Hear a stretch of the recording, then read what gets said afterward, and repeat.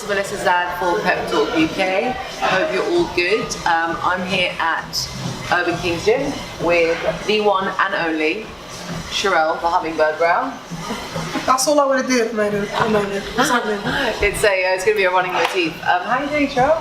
I'm good, thank you. Yeah? You caught me at a good time. You seem quite upbeat. I am. I'm very upbeat. I've got good people around me and a good team, so feeling really hyped for it. Saturday at your call. Yeah, tomorrow night is the big night. Cherrelle is one day away from the big fight night at York Hall. If you haven't already got your ticket, to make sure you do. If you haven't already got your t-shirts to support, make sure you do. Join the Hummingbirds. Yes. T-shirts are on discount. It's a whole movement. I'll be there in my t-shirt. It's like Where's Wally, but everyone's all red. Yeah. So like if you wear the wrong t-shirt, then people will have to find you. Yeah. So it's not really like Where's Wally, it's like Here's Wally. That's a good point actually. Yeah, sorry, she corrected me, thanks. Yeah, Here's Wally. Come and join the Here's Wally. Anyway, so let's talk about how your training camp has gone so far. How you're feeling about tomorrow night. Really important question. I've changed team, so I've moved completely to Hoddesdon Boxing Club. Obviously, everyone knows I was training at Islington, and I had a great stint there. A great career there. Like I won 4 national titles, and of those 3 were elite. But it came to the point where I needed a change and a new outlook on things. And I'm now trained officially under Sablio. He's an egg, but Sab is an egg. I'm now training with Sab. Looking at different ways of boxing, especially from the transition from the amateur to the professional side. I've also got a new team behind me, who looking for other things for me, and that's made a massive difference. And I think sometimes when certain things are not in order, you can't flow, you can't relax. Whereas this time, everyone's like, "How do you feel?" And I'm like, "I don't know.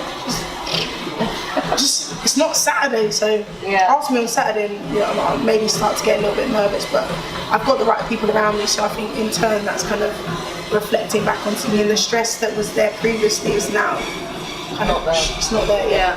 I mean, it must make a massive difference, because obviously, as you say, you had such a great stint at Islington, 4-time national champion. No one can take that away from you. Obviously, the environment was doing you good at the time, but as you say, things change. Like you reach different places in your life, and sometimes that change of perspective, it's just a fresh start, really. Definitely. I mean, like I said, credit where credit is due. Islington started me from scratch. The trainer I worked with, Winston Royal, Lenny Haglin and all that, they started me from the beginning to where I am now. So you never forget where you start. It's just literally, I think, because I'm transitioning now into a pro and it's an amateur club, I needed that new fresh perspective of things, and that's kind of why I did it. I mean, every time I've seen you recently, you just you seem to be just going from strength to strength. Like you seem like your weight's on track, your training's on track. Like every single Insta story of yours I listen to, you're up at 5 a.m. running, really living the life. 4 a.m. my apologies. Makes a difference, baby. I don't have a 4 a.m. on my clock, so we can go run at 4 whenever you want. Just, hit me up 3. Yeah. I'll be doing that. 3:30 a.m. But you just seem to be going from strength to strength. So I have absolutely no doubts in how tomorrow night is going to go. I've always backed you, always will support you. Do you know much about your opponent? Well, I found out on Thursday that the original opponent pulled out, and she was Katrina Kirov, something like that. She'd fought Katie Taylor and Chantel Cameron, and she's fought some good boxers, so it was like a proper step up. She's now pulled out, so my manager's been able to get another opponent. I don't know what her name is. To be honest, all respect to any opponent I get in the ring with, but my job is not to focus on them. My job is to focus on me, and I have total faith with my coach in the corner. I've got so much love for him. I know that he's already studied who I've got, and he's got the strategy, and we'll go from there. And I believe that tomorrow night, and I'll come away with a decision. It's a world title eliminator, which is massive for me. And the next one, hopefully, once I pass this, than is world title stage. So yeah. I'm sure. Yeah, it's huge. I mean, this is the next point I was going to make. Like, tomorrow night is not any old fight. Like, as you said, it's a world title eliminator.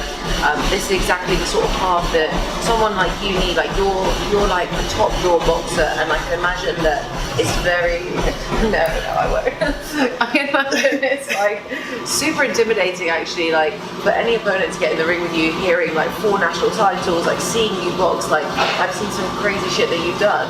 I don't know if I'm allowed to swear. I don't know, she swore, but we all swear, we're all human, we make mistakes, don't hold it against her. Don't judge me.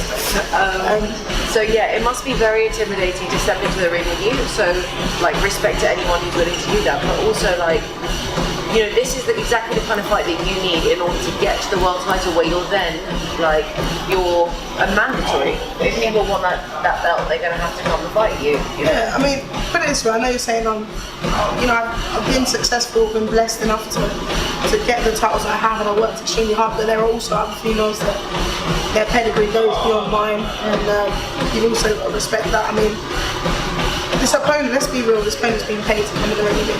Before I get paid, she gets paid. Yeah. So I mean, it's one of those scenarios, but do you know what, it's just, I don't know, man, I'm so chilled. I don't even know what I'm talking about right now. I'm just like, yo, I'm euphoric in happiness, good energy, so I'm sending it your way. But yeah, so it is what it is. Yeah.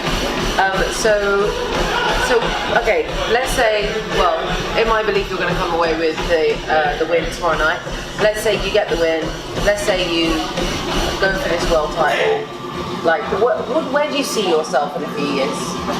Do you know what, like, before I was just like, just kind of just rolling with it, and I kind of went quiet for a while, so I had a lot of stuff going on.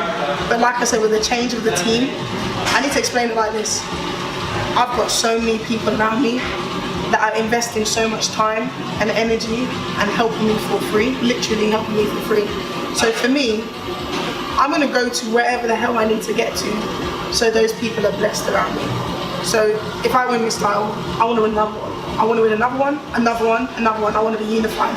Then I'll go to wherever I need to go to get more. For me, obviously, but for them.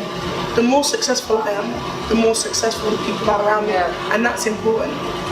I found the right people around me, and for me, it's just literally, I need to be successful because I got people to feed, I got people to look after. Yeah. So it's just expanded. For me, my ultimate happiness now, if you'd asked me like a while ago, it would have been different, but now is, I need to be as successful as possible because I love the people around me and I just want them to be happy, and that fulfills me. What fulfills me is blessing others around me and putting myself in a position where I can help my friends and family. I can help people that don't have as much as me. I can inspire women, I can inspire gay people, I can inspire black people, I can inspire Muslim people, I can inspire Buddhist people, Christian people, whatever. That's my mission. I think my mission is bigger than boxing. So the more successful I am, then I'll be able to do that. What a lovely message. Like, what a lovely message on a Friday morning. It really is though, isn't it? And like, I had a couple of other questions to ask you, but actually I would quite like to just leave it on that note because that was really profound. Thank you. It was, it was all natural, by the way. Yeah. It wasn't rehearsed in my mirror over and over again. But it was really profound, and also like it's a reflection of your kind of character, which is why I have the utmost respect for you, and I always support you, and just see big things on the horizon for you. So we'll be there tomorrow night covering Cherrelle's fights. We can talk after. Should we talk after? We will be talking after. Hopefully my face looks this pretty. Oh, it always looks that pretty. This is my good side. That's funny because this is my good side, but okay, so we just this way around. But yeah, we'll catch up tomorrow night, post-win. Oh, can I say one more thing? Yeah, please, yeah. Sab, Yura, and thank you to Urban Kings, BXR, Durant's Gym, and everyone else that is supporting me, and the people, Hummingbirds. And Pep Talk UK? Yeah, oh yeah, hold on, what are you? No, I'm joking. And thank you to Pep Talk UK for taking me seriously. Yeah.